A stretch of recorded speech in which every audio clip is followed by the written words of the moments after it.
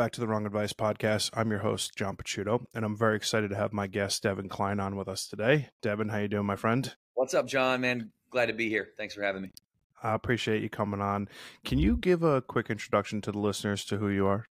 Yeah, so my name's Devan Kline, and I was born and raised in Battle Creek, Michigan. So shout out the Midwest region. And I was, I grew up in poverty. I grew up, kind of in the gutter, I would say. And, when you're on welfare and your parents are, fighting each other and your life is chaotic and you don't really know it at the time, it's kind of normal. It's everyday life. It's how you go about your day. And it wasn't until, I became, I would say, a young man before you could actually look back in retrospect and say, okay, what the hell just happened there? Right. And we can dive into anything that you want. I'm a wide open book. I'm a big proponent of sharing your story. I think everybody's got a story to share. It feels uncomfortable sharing it a lot of times because we don't think that we're, necessarily individually worthy of other people hearing that story. But I mean, listen, at Burn Boot Camp, the business that my wife and I founded back in 2012, we're thriving right now in 2023. And, our business is made on the back of people sharing their stories of how much not only Burn Boot Camp has really impacted their life, but, how that spills over and how that, they just can really close the full circle loop on their story and then share that with the world, I think is a really, really powerful thing. So, yeah, I'm an entrepreneur, born and raised entrepreneur. It's either you build a company out of desperation or ambition, I think, one of the two things. And for me, Combination of the two. combination of the two. If you're in desperation mode, I don't think, probably a lot of blind confidence there, in that mode, like not kind of too ignorant in a way. I'm not trying to put myself down, but too stupid in a way, too young, too inexperienced in a way to really know how hard it is to build something great.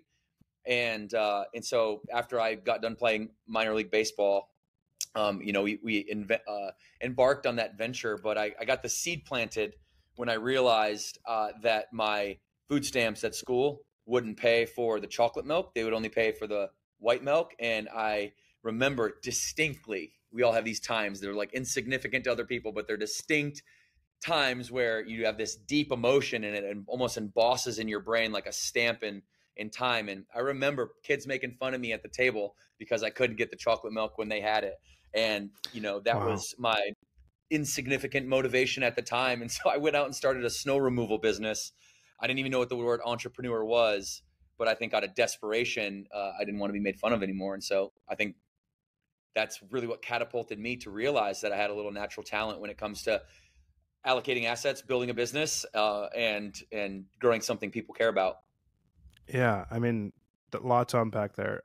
You mentioned growing up in poverty, obviously, and the sticking point of the chocolate milk story, which I think is just wild. The things I remember from childhood. It's crazy. Talk to me about like the challenges growing up in a lower income family, and sort of how some of those challenges inevitably led you to the entrepreneurial spirit that you've exhibited over the last 20, 30 years. Yeah, that's definitely a great question and one I've been thinking about a lot.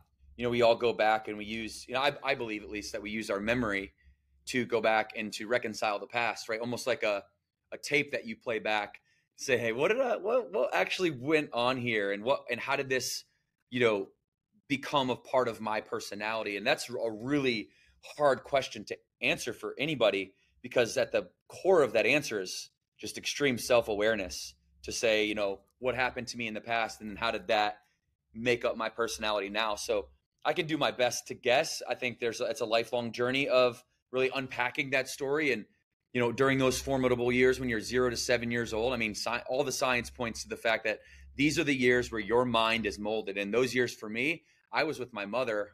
They call it parental abduction, but I thought it was always like kidnapping. She just basically took me from Michigan without my dad's consent. And we went and we traveled to Mississippi, to Arizona, to California, back to Arizona, to Issaquah, Washington, back to California, and all this, before it was really my elementary years.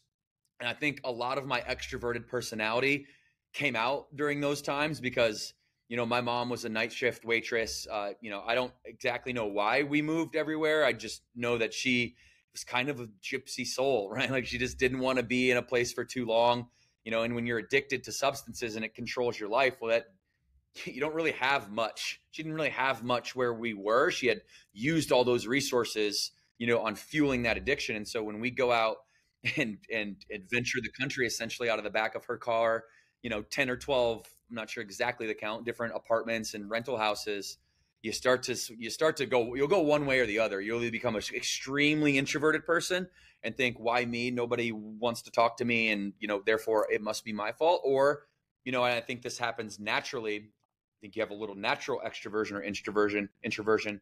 And for me, it just was this opportunity that I needed to make friends. Like I had no friends, and you go from school to school to school, you're switching it every 3 months. It's very hard, to make friends. I can really remember always being the outsider and always having to like prove myself. And I think a lot of that really, formed my personality today. The fact that I want everyone to like me. And so I struggle. Like I'm very empathetic. So I struggle with hard conversations. I've really had to work hard on that.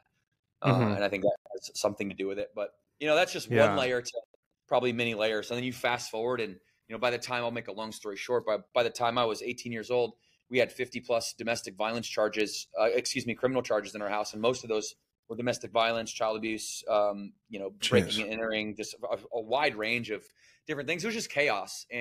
But listen, I'm not saying any of these words because I actually would not change it for anything. I think most people that go through something the way that I've gone through it won't change it for anything unless they're using it as an excuse to not go out and, use that pain to create pleasure in their own life. But actually, I like that a lot, actually. Hours about all the little things that I think impacted my personality. But I think that one is probably the biggest, is that I'm willing to talk to anyone about anything, anywhere. I can make anybody feel good about being in my presence. There's never an awkward moment.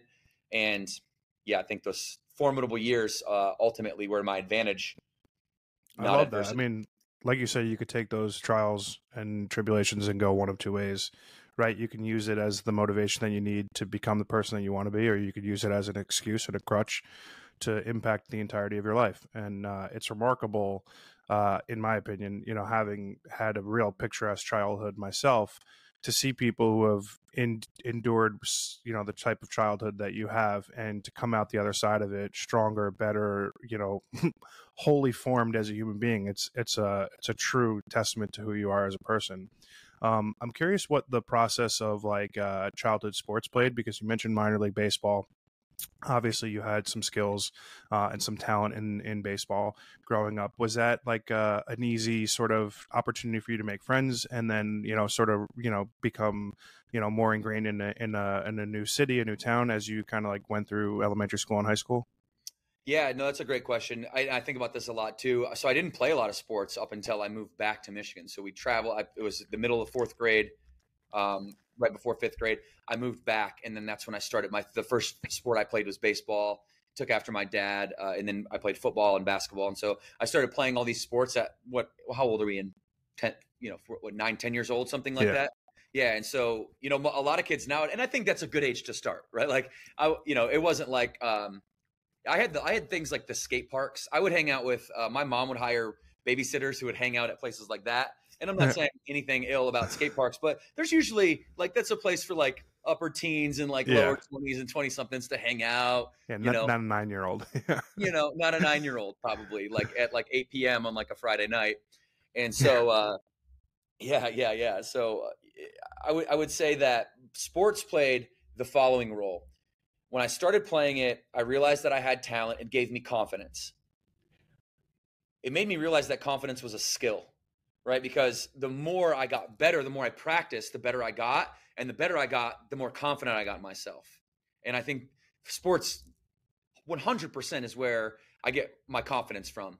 My dad also, like for all the things that all of our parents did that we all want to blame them for and that you want to throw them under the bus for and all the reasons.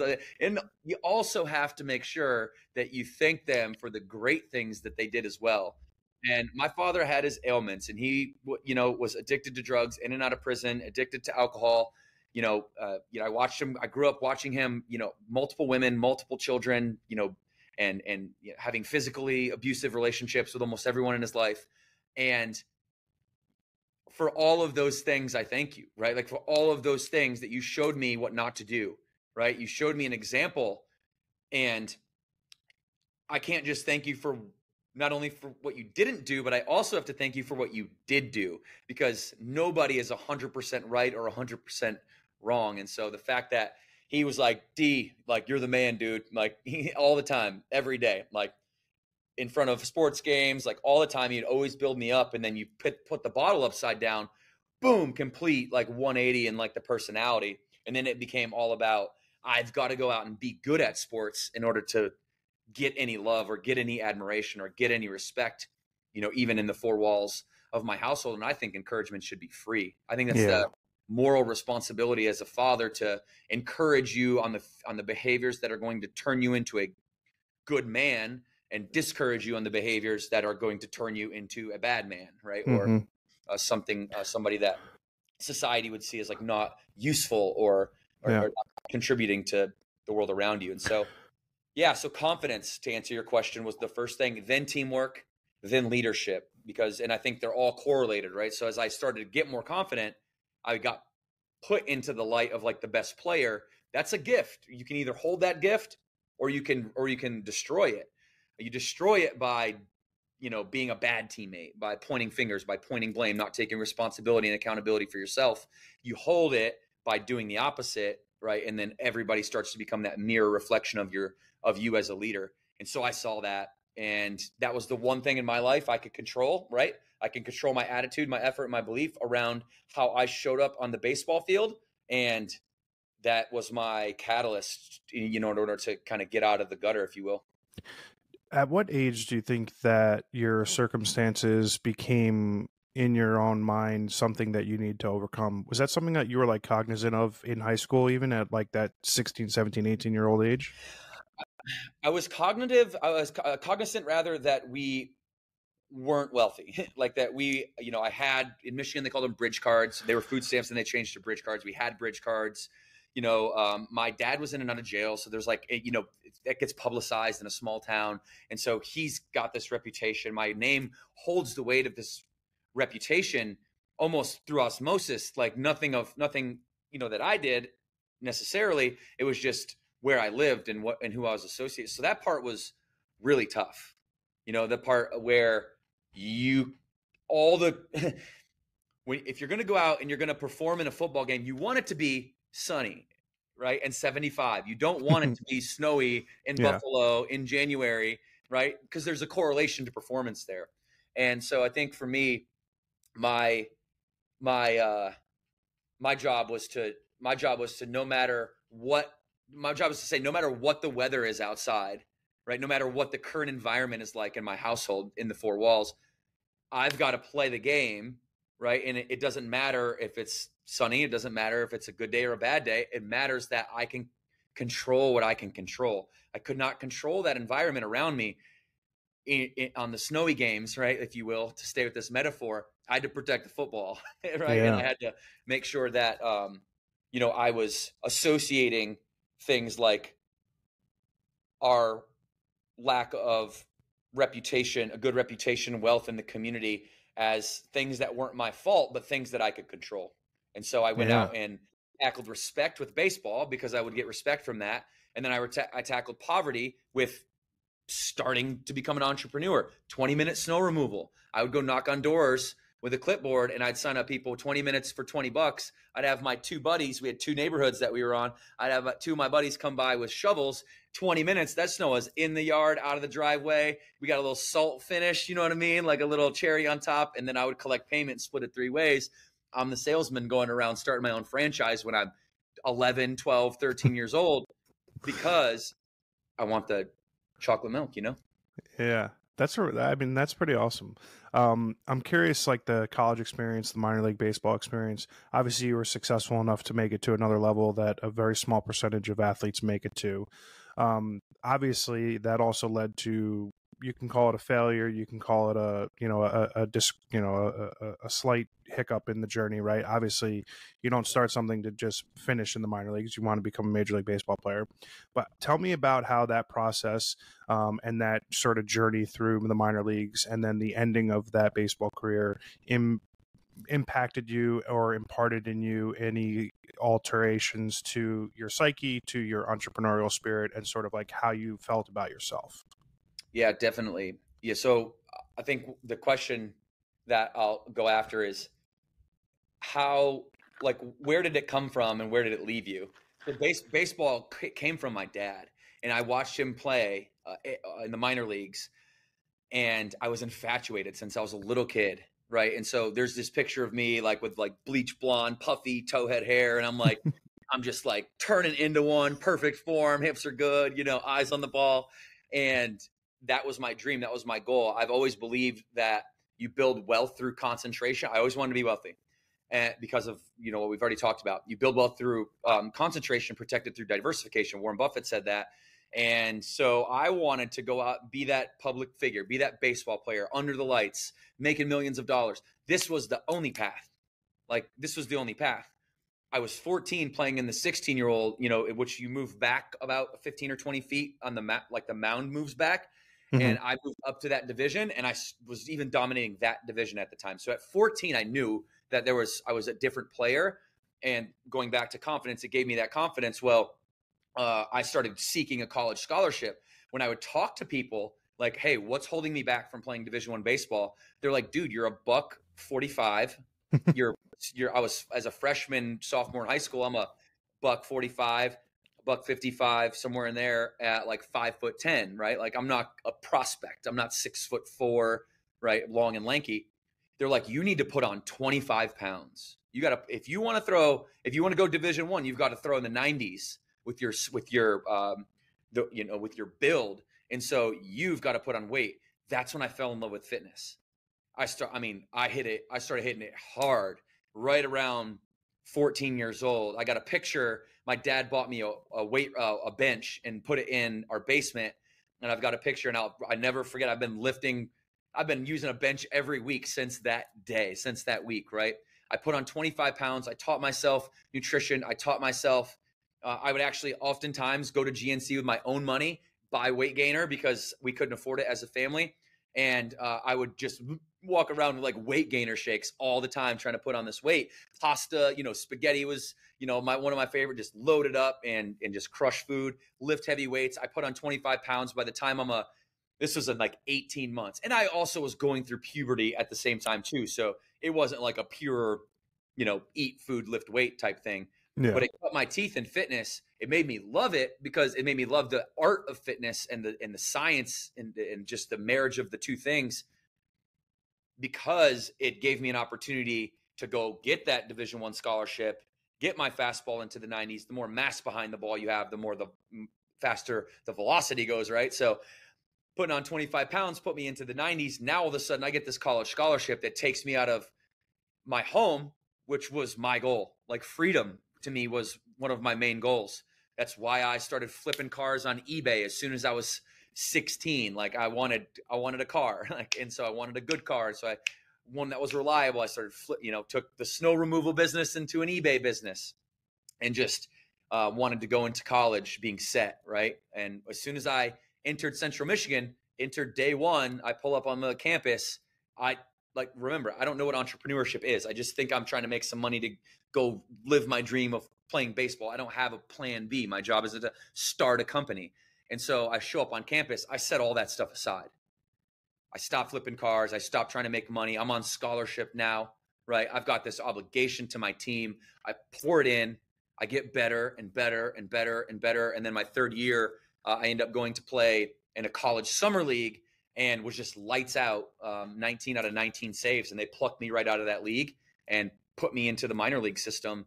I lasted 2 years and some change there, and learned a ton of lessons about competition at that level as well. But ended up, at the end of the day, I think, not being talented enough.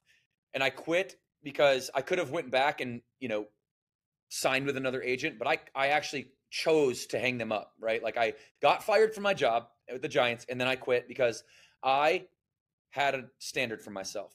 And that was to be world class at whatever it is you do. I, I wasn't going to be the Cy Young Award winner. There's just a level of talent that and body size and hand size that I didn't possess. I made it as far as my work ethic could help me possibly make it. I'm very proud of that. But also, man, it would have been so sweet to just get a little drink of tea in the big leagues. Yeah. I mean, listen, that's a level of self-awareness I don't think a lot of people possess.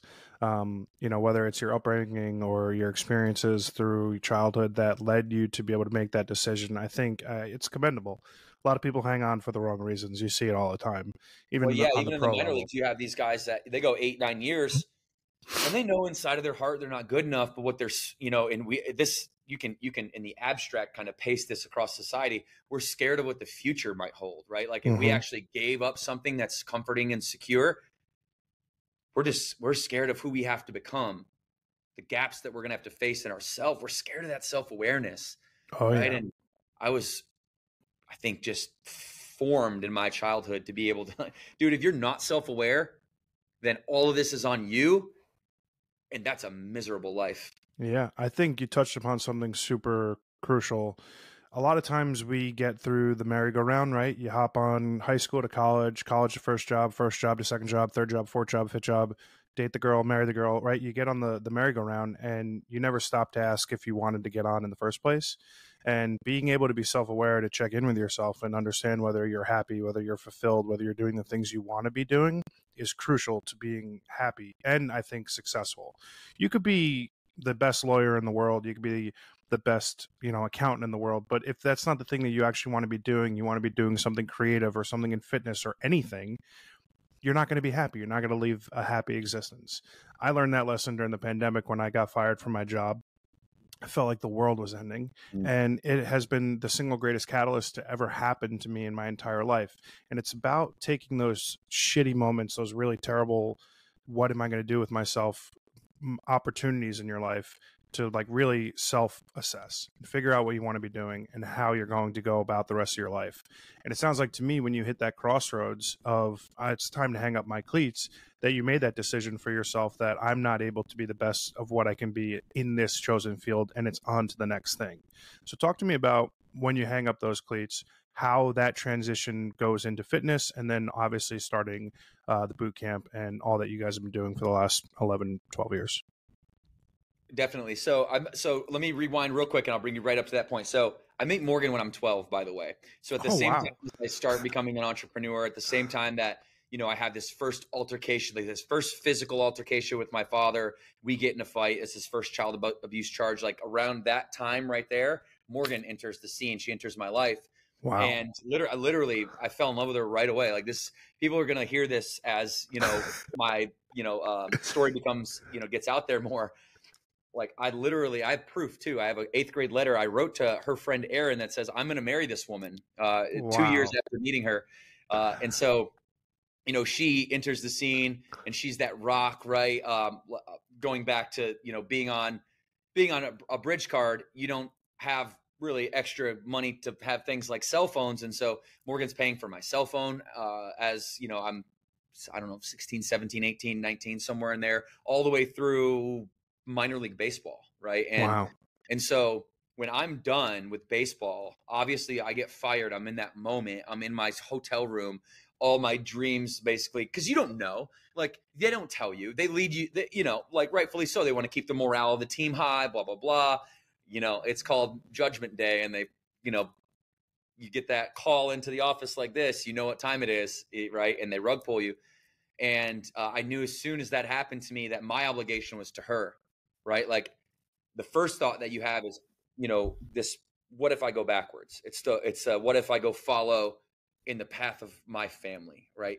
Never graduated college, not a single person. I need to go graduate. I didn't graduate. I got pulled early. I made sure that in my contract that they paid for my school once I was done with the minor leagues. Nice. But I wanted to go do that. That was really important to me. And then I wanted to make money. And so I went right away and got a sales job because I always knew that salespeople made the most money. At DirecTV, actually, slinging satellite dish service to anybody that bought a brand new TV back when plasmas were like $3,000, and like high rollers with Mercedes-Benz G-Wagon keys were rolling in and buying a plasma, and I'm upselling them DirecTV. So, you know, that was my mindset right after I got released, was dwell for about 3 hours in my hotel room till my flight takes off. And what's the alternative here? Going backwards, going back to Battle Creek? No, hell no. Like, I have love for my community, don't get me wrong, but the people around me in my community would not have been good people to be around at that time in my life. And so I was miserable. I was making money at DirecTV, but I was miserable. And that's what, you know, I was working 12 hours a day doing something I absolutely hated. But that's when I realized, like, oh, this is the internet age, Devan. Like, you can literally make money doing anything. So what do you love? You know, there's a lot of people that give advice to 20-year-olds and they're like, hey, you know, go explore, you know, 20 different things in your 20s. And I get the impetus behind that. It's like, yeah, you want to get experience. But there's also the other side of the coin, and I think I lean like 60-40 this way, is that you can literally make money doing anything. So what do you already love?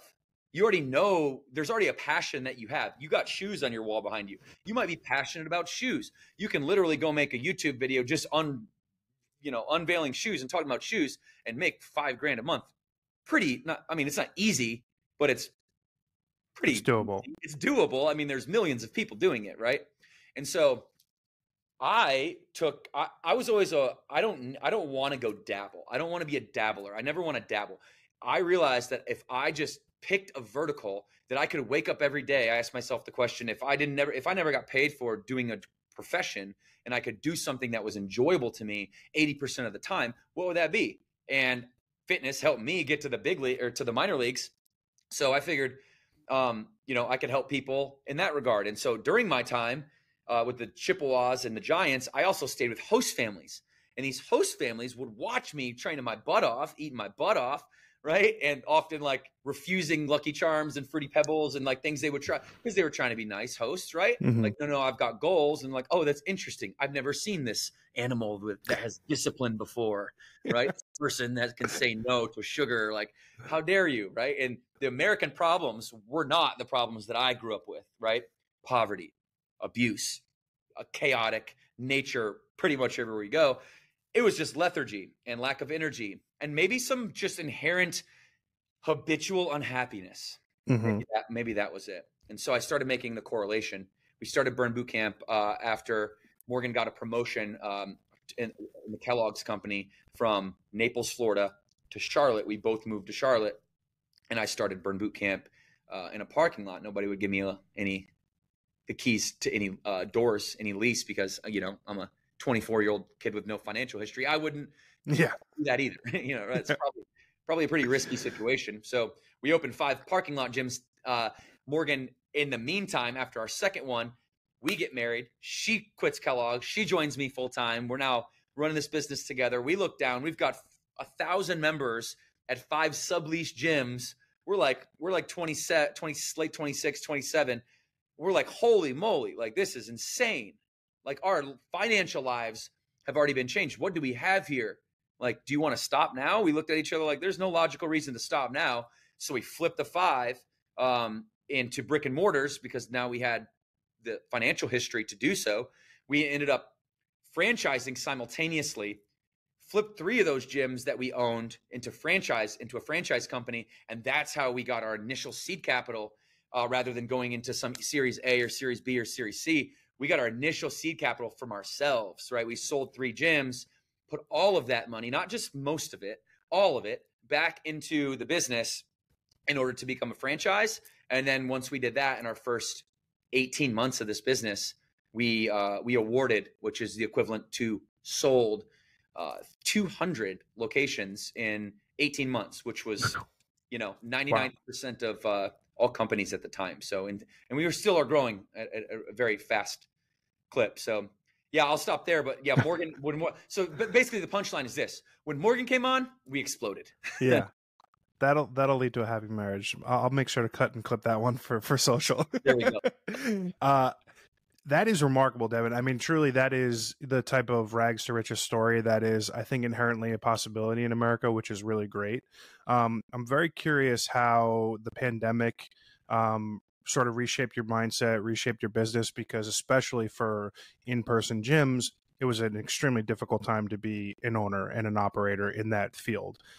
Talk to me about some of those instances of doubt, of scared feelings about what the prospect is of your business, of your livelihood that you guys have created over that 2 year ish period of time. Yeah, for sure. So put yourself in this scenario, right? Just visualize with me for a moment. No one is more surprised than you are in late 2019 at how successful the organization has become. Like, nobody else. Everyone's like, this is crazy. You're like, I know. I know. I cannot believe it, right? We're in world class, right? Going back to that world, unit economics, which is the creme de la creme of KPIs for franchising. World class, right? Already. We just got started. We don't have any backers yet. We're 100% owned by the people that sit around the table that love this brand, right? That pour their blood, sweat, and tears into it. We go into 2020. We're one of the most valuable companies in boutique fitness franchising in the world, even at the time. March 2023 hits. We make a decision that we have to close all 275 of our gyms. There's footage of me on the floor with like 6 of my execs in our studio, in our broadcasting studio. And I'm on the floor like, we got to do it. This is like, because nobody knows at the time, right? Nobody knows what this thing could be. Mm-hmm. Guys, let's just close for 2 weeks. We'll flatten the curve. We'll bounce it right back, right? Yeah. 2 years later, yeah, we're still, 50 gyms closed, right? Or whatever the number was at the time. It's arbitrary, but there's a handful of gyms closed still almost 2 years later. 8 months later, all of them were still closed. And so you can imagine going from having this untouchable, like everything I'm touching is turning gold, I can't believe how successful you are, to like, oh shoot, yeah, that was a valid feeling because now it's all gone. Mm-hmm. There's no smoke and mirrors, all gone. Like there was no gyms open, right? Yeah. And then you get vilified as being a hotspot with bars, which we're like, yo, I can understand some of it, right? But like, yeah, the population that's going to the gym is not the population that's going to the bars. You've got to have a nuanced conversation here, right? There's got to be deeper layers to your validation criteria, because I feel like it's not the same. Is it really the same? And so not so much. Not so much. And then, yet there's like other things like medical marijuana and marijuana shops and dispensaries that are critical to stay open. And I get a sliver of that, and I understand why. But like gyms, okay. So we're like, dude, this might be over. Okay. That lasted maybe 2 days for Morgan and I. That's about the longest refractory period we've had on a negative emotion in a long time. When you come from pain, like I come from pain, things just don't get to you that easily. Mm-hmm. Right? You just have a thicker skin. That's where the advantage to the adversity comes in. Right? That's where the power to the poverty comes in. My skin is just thicker than most people's, right? I've got contemporaries that might be 20, 30 years my senior who can't deal with some of the things emotionally that I can deal with. Maybe they've got experience and an IQ, right? Like I'm not a dummy, but I'm also not a rocket scientist, right? I'm somewhere in the average range. But EQ is something you can learn, and my EQ is super heightened. Why? Because I had to make friends from 0 to 7. Right. And I think all that stuff kind of in a perfect storm came together and allowed me, going back to a comment you made earlier, allowed me to go into the gym at my house. We call it the lab, where we kind of cook all of our exercises. And I worked out by myself, blaring obnoxious rap music and trying to just tune out, trying to stay in the moment. Get those workouts where you're like, next level, like you're in a tunnel vision, like you're running or whatever. I was totally there, and something came over me and said, this is exactly what you needed to separate yourself, to undeniably get to the top of this industry and put people over profit, right? Like, this industry is deserved for such a long time. And nobody, I mean, you can see, I don't need to talk about other companies, but if anybody knows the fitness industry right now, today, it's the exact opposite. And something came over me. You want to call it universe, you want to call it a emotion or a tingle or God or whatever you'd like to call it. It was that godly sense of like, this, I had no free will to think this thought. It just came over me. And that's now I'm better. Now it's over, because this is the exact thing that we need to get to the level that we know we were going to be at. We didn't know that we needed a pandemic, but going back to your comment, you said you learned how to take your worst day and make it your best day. And I think in that moment was the time when Morgan and I were both tested. The question around our brand was, are you recession proof? My answer is like, no. I'll do you one better. We're pandemic proof. Yeah. We grew 12.5% during the pandemic. Our next competitor was negative 22%. And it's because we were able to show up for our members. Our members are the most incredible, like, super fans of this culture and this organization. They all kept their memberships. I mean, we had a decline, but it was not nearly as significant as other companies out there. And we had members lining up to pay for memberships. We had members lining up for people that lost their jobs, doing baby showers, celebrating birthdays with, they would literally do car parades, right, to celebrate somebody's birthday and drop off a gift. We went live in our broadcast studio. We were filming live workouts to 50,000 people, and we just met everybody where they are. We said, no matter what, we're all going through this crazy stuff. We are not going to leave you behind. You make us. And so we fall in love with our members, not our business. We fell in love with our business, we would need doors open to be happy. When we pivoted because we were in love with our members and we cared about them, we were just as happy. It was just the new normal. And so that really gave me even more confidence in the way that I saw myself handle it, and Morgan and the rest of our organization handle it, against, as I look around, other people and some of the outcomes and the way that they handled it. So definitely dominated the pandemic. I'll tell you, obviously it's a rare instance, especially in your industry, to have that level of success, or any success at all, during, the worst time in owning gym businesses probably ever, right? That's remarkable. I think what's even more remarkable is just the pure positivity that I think you exude, and that will obviously carry over to your business, and why that you've been able to be successful and grow at a time when your competition was not. It's a testament to, I think, you as a person. It's remarkable to me. I have not experienced any level of the trials, the trauma, or any of the instances that you had growing up. And I have this reoccurring sort of trope where I steal from these conversations every time I have them, because to me, when you get an opportunity to have a discussion with a person you never met before, learn about their life, learn about how they overcome obstacles, it's a huge inspiration to me. And to be able to just have you tell me all of the shit that you dealt with from a young age, and how you were able to manipulate that into the necessary fuel to be the success that you are today, it just goes out to show you that, like, even in those reset moments of your life, the ability to be successful is still out there. And I commend you for that, and I commend Morgan for that as well. I mean, it's just a testament to who you guys are. It's fucking amazing. It really is. Thank you, John. I really appreciate that. Yeah, no, it's definitely intentional, and it's just impressive. I mean, to be honest with you, it's like you go into conversations with people and you expect to hear, I work my ass off and I get up early and I put the right pieces in place. But to be able to take all of the negativity that you've experienced throughout the, formative years of your life, and then, failure, or, retirement, whatever you want to call it, and then be able to take another step forward. And then you look at the pandemic and how that could just be an absolute death blow the industry that you're in, and be able to take that and have it be an additional fuel to grow and to be just an incredible business person. It's an impressive feat, and something that I am wildly inspired by. I think it's not the norm, and that level of attitude and mental clarity is something to be obviously inspired by.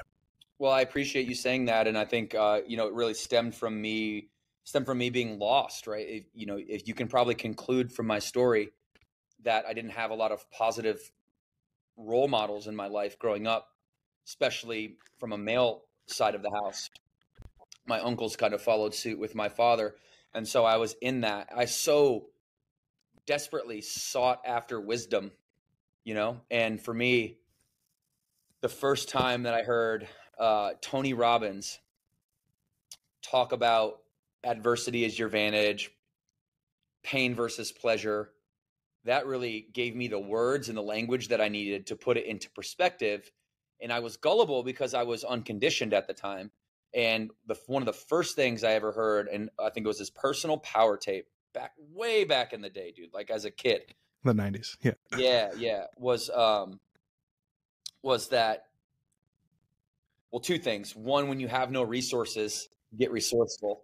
That was number one. I carry that with me every day, because that just basically saying there's no excuses. You can always figure it out. There's always a way to get it done. But then also how he talks about pain versus pleasure, and just people like me have a built-in fabric of pain, right? And the way that you're describing, yourself, there's so many pros to that, right? But there's also a con to that, is you have an experience. You didn't have that naturally built-in pain. You weren't forced to be drugged through the mud.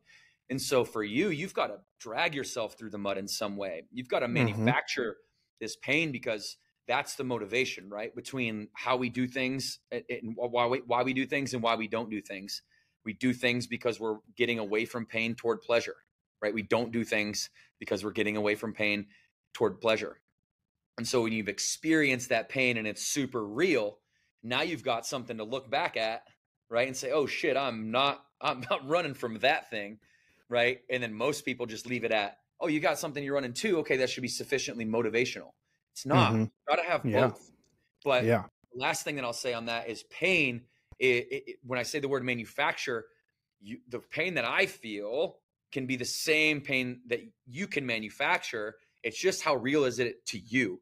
Getting let go from your job or something like that might translate into your head of like, I'm never going to let somebody get rid of me again. That's never going to happen, right? Like I'm going to add so much value to this world. I'm going to be so good that they can't ignore me. And I'm going to go out here and I'm going to crush this. And not that it's a revenge mindset. You're not trying to prove somebody wrong who let you go, but you're trying to prove the people right who believed in you all along. And so I took that. Yeah. I mean, I took that lesson to heart.